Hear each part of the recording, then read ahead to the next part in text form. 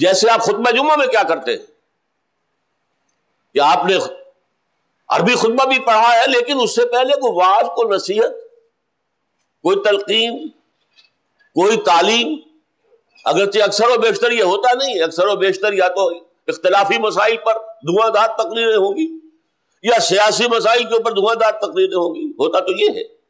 لیکن ہونا کیا چاہیے کہ اس خطبے کی جگہ پر آپ واعظ و نصیحت کا کوئی معاملہ، قرآن کی تعلیم کا کوئی معاملہ، اس لیے کہ خطبہ کے بارے میں جو مسلم شریف کی روایت ہے وہ کیا ہے؟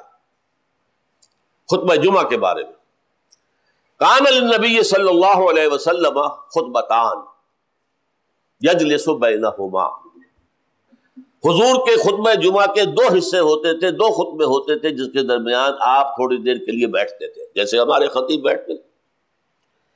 یہ بیٹھنا کسی تکان کی وجہ سے نہیں تھا، اس لیے کہ حضور کے خطبے لمبے ہوتے ہی نہیں تھے۔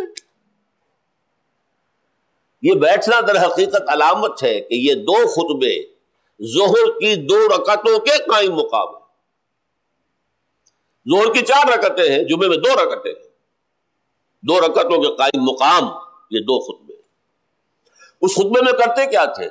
یقرأ القرآن ویذکر الناس، قرآن پڑھتے تھے خطبے کے اندر، لمبی لمبی صورتیں پڑھتے تھے۔ آپ سورۃ القیامہ پوری پڑھ رہے ہیں، سورہ سجدہ پوری پڑھ رہے ہیں، اور لوگوں کو تذکیر کر رہے ہیں قرآن کے ذریعے سے۔ تذکیر خود بخود ہو رہی ہے، عربی ان کی زبان ہے، حضور کے قلب مبارک سے بات نکلی ہے، دہان مبارک سے نکلی ہے، ان کے دلوں میں اتر گئی۔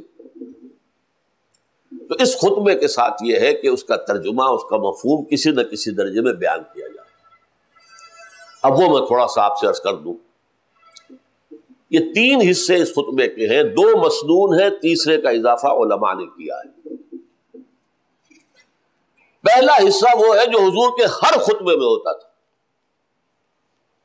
خطبہ جمعہ ہو، خطبہ عیدین ہو، خطبہ نکاح ہو، لشکر بھیج رہے ہیں تو خطبہ ہو، اگر قبرستان میں ابھی قبر تیار ہونے میں کچھ وقت ہے تو جہاں آپ خطبہ دیتے تھے، کہیں بھی خطبہ ہے تو وہ پہلا حصہ تو اس میں ہوگا، اس لیے کہ اس میں ہمارے ایمان کا لب لباب، اس کا خلاصہ، ہمارے اسلام کی جڑ اور بنیاد، اس کا اعادہ ہے، اس کو دہرایا جا رہا ہے، اس کو تازہ کیا جا رہا ہے۔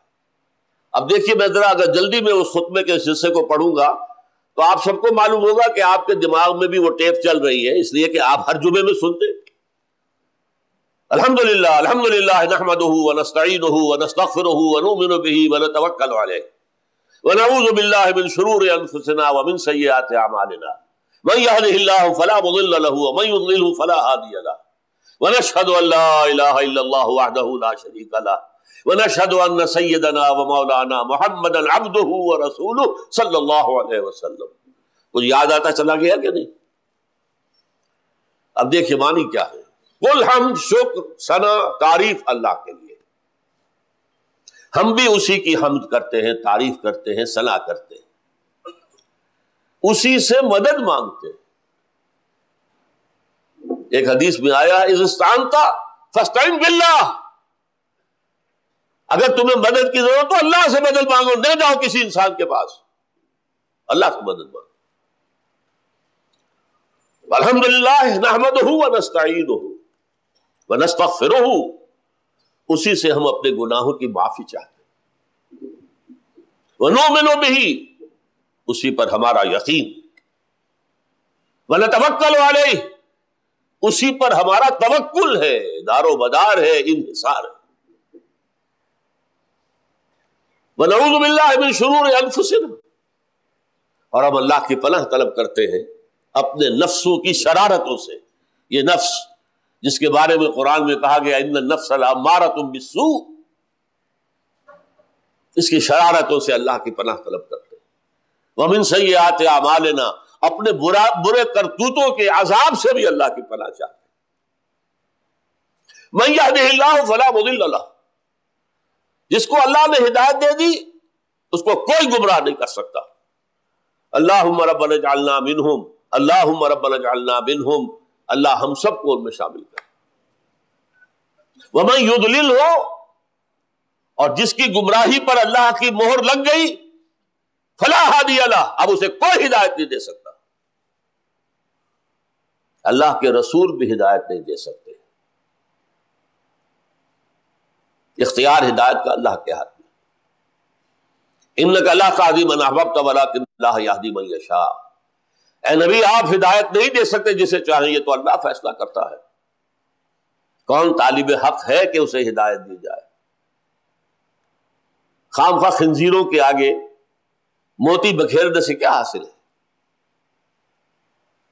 تو جو بھی اللہ جانتا ہے کس کے اندر ہدایت کی طلب ہے اسے ہدایت دیتا ہے.